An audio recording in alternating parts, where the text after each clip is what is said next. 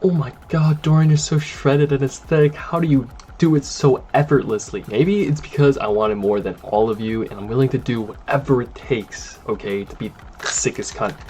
So I need y'all to pop some Peptides, okay? We're gonna be ranking peptides because a lot of people are asking me what I've been taking, what I think works, etc. So I figured might as well just put them on the freaking MS Paint. And with the topic of peptides, we know they all work. However, in terms of becoming the sickest cunt, whether that's like upgrading our physique, upgrading our looks, appeal, whatever it is, okay, you're gonna need the right peptides to do so. I know a lot of you guys are a bit skeptical, a bit new, so I feel like this will be a pretty good guide onto what you should be looking out for, what is f***ing garbage, don't even bother. And get to ranking, shall we?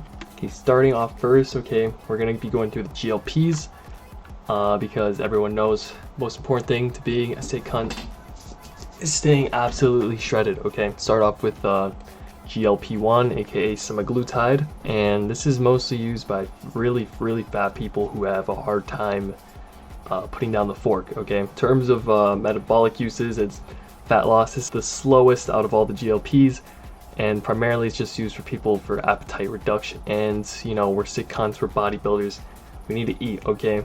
And more often than not, this peptide reportedly makes people throw up a lot, and you know, making eating food a chore, which is not ideal, okay? And it has the worst fat metabolism, going down to freaking F tier. Moving on to GLP-2, okay, we're getting there.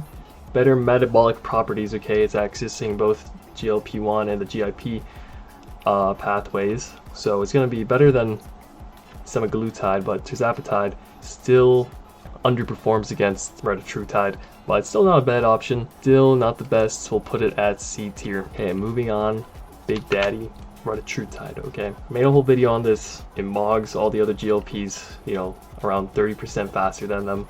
Super aggressive fat loss and activates 3 metabolic pathways all working synergistically.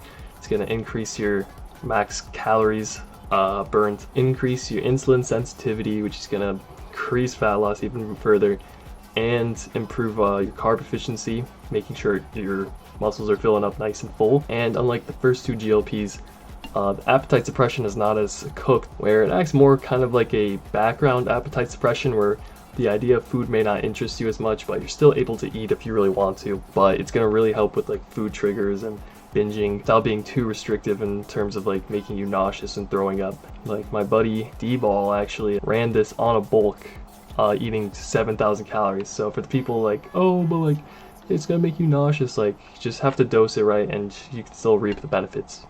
Easiest S tier. Alright, here we have the 3 growth hormone releasing peptides, and honestly they're all pretty similar. There's only like slight nuances where they all kind of do the same thing, which is raise your growth hormone levels, which is very good for recovery, sleep, etc. And obviously IGF-1 signals. Out of all of these, the only one I've taken is tesamorelin consistently for around like 2-3 weeks. If you've never had anything, any peptide for growth hormone affect your sleep, you're gonna notice a crazy difference. I don't think I can ever go back to sleeping without any growth hormone release, because the quality, duration, and recovery is unmatched compared to just like natty ass sleep, you know. But they're all going to be going into the B tier, and I'll get into why. The new thing is teenagers seeing growth hormone releasing peptides and thinking their bones are going to grow, like will it make me taller, etc.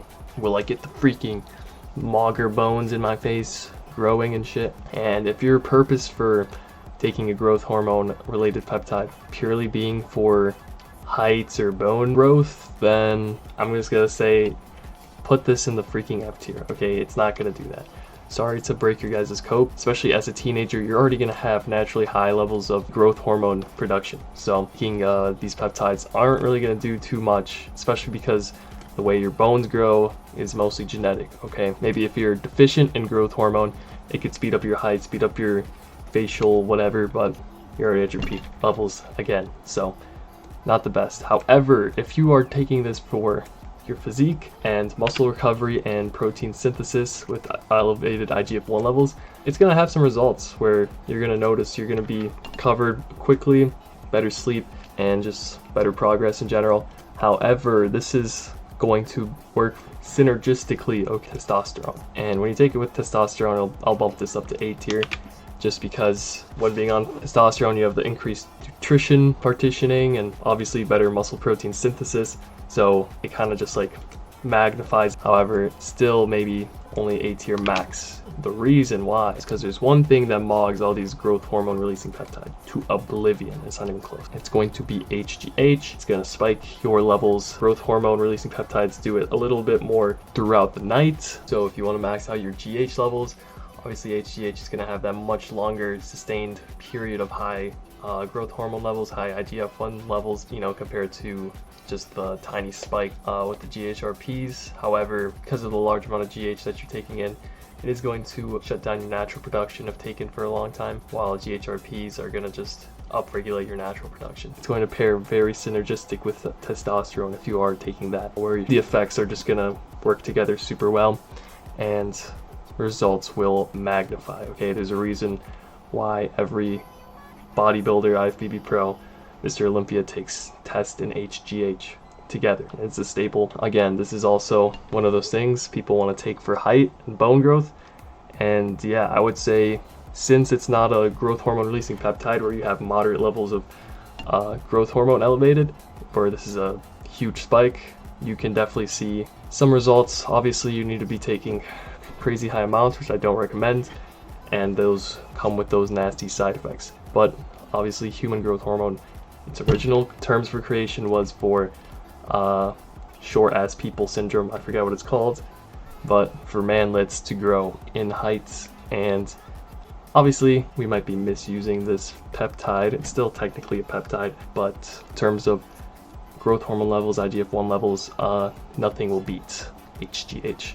The only problem is sourcing. Okay, I know if I had a source, I don't even think I could give it to you guys, but yeah, selling HGH is a felony, so not gonna be getting the HGH code anytime soon. In the meantime though, could always just get some Tessa or ipamorelin, CJC. Those do work well, just not as well as HGH, but they also don't have the potential side effects of HGH, which if you're taking which I recommend, fuck, I don't think I can recommend that. But a lower dose of HGH will yield minimal effects, I'll just say that. Where I'd say a high dose, such as like perhaps 8 to 10 a day, is pushing it. Next up, MT2, melanotan 2. It's going to make your skin darker, increase melanin production, increase your skin's reaction to UV, and just like speed up the whole tanning process. Might be wondering, okay, what does this have to do with physiques and whatever? Everyone knows you look better with a tan. Everyone knows bodybuilders need to get the tan for the show because darker skin is better for showing off definition. And right now it's winter, okay, UV2 highest right now, and it's helping me stay pretty freaking tan. Okay, I do this every 3 days. I'll do a very small amount, 2.5 units, just like right before bed, and that helps me maintain and get a little darker while being in this UV-less land. So for that reason, I'll give it an A tier. Now, people have reported freckles. You're gonna get like a bunch of freckles. It's actually not true. It's existing freckles, but they get darker, so they pop out more. And there's also melanotan 1, which I'll also put A tier. Basically, you want to use melanotan 2 during the winter and low UV to get tan without really needing any UV. While during the summer, MT1 is much safer, and it just helps when you're already getting a high enough UV where melanotan 2 to kind of be overkill. Both would be A tier though. Okay, next, got the Wolverine stack, aka BPC and TB500. Never actually needed this. However, I do know if I ever get injured, this is going to be my go-to. And yeah, in terms of like if you have joint issues, this is going to help your joints get nice and loose and fluid, and your injuries will heal super quickly. I know Hunter's actually been on peptides since he was like 16 when he like tore his hamstring in playing football. They actually used BPC back then for his torn hamstring, and he like healed it in like a month, which is crazy. But one of the most trusted peptides and longest studied ones as well. So for that reason, I'll put it into the S tier. However, its use is very niche. It is incredibly useful and has no side effect. Next up, we got GHKCU, also known as the Beauty Peptide, Looks Max Peptide. Basically, boost your collagen, so you're gonna have tighter, smoother skin. Hair is gonna regrow better. Overall skin tone's gonna improve. We'll get rid of your wrinkles or whatever. Basically, just make your skin have like a freaking beauty filter. I'm only 1 week through taking it, so in terms of any personal examples, don't really have much research, but I do know like all the Looks Maxers like Clav and all his buddies all spam this, so like they gotta know a little bit more than me in terms of the Looks Maxing potential. So, and it has literally 0 side effects, so it's like, why not just get better skin and hair pretty much at no cost. So I'm gonna put it at A tier. It's a copper peptide, so you're gonna have to reconstitute it. So for a 100 milligram bottle, I reconstituted mine with 3 mLs of backwater, because you kind of want to over reconstitute it, because the copper peptide is known to have some injection pain if you don't have it properly diluted. So that's just a little word of advice. Next we got my favorite glow stack. Now I like to meme about this one a lot, using it as a replacement for, you know, the actual stuff I'm doing, saying, oh, I'm just on the glow stack, bro. Now the glow stack is going to be GHKCU BPC plus TB500. Now in combination, these don't really work super synergistically. Kind of an odd arrangement of peptides, but there's no real downsides for having them all together. It's just pretty convenient if you want to have the, you know, recovery and injury healing properties along with having your skin and hair glow. Put this into A tier. Now I know there's also another variant called Clo, which has it's GHK, BPC, TB500, but also has KPV, which has, you know, some anti-inflammatory properties, fixes your gut, and that does work synergistically with the other peptides like GHK in it, where you're gonna have the anti-inflammatory properties, which that one I would say would be better than Glow and would probably place similarly, like in the same spot.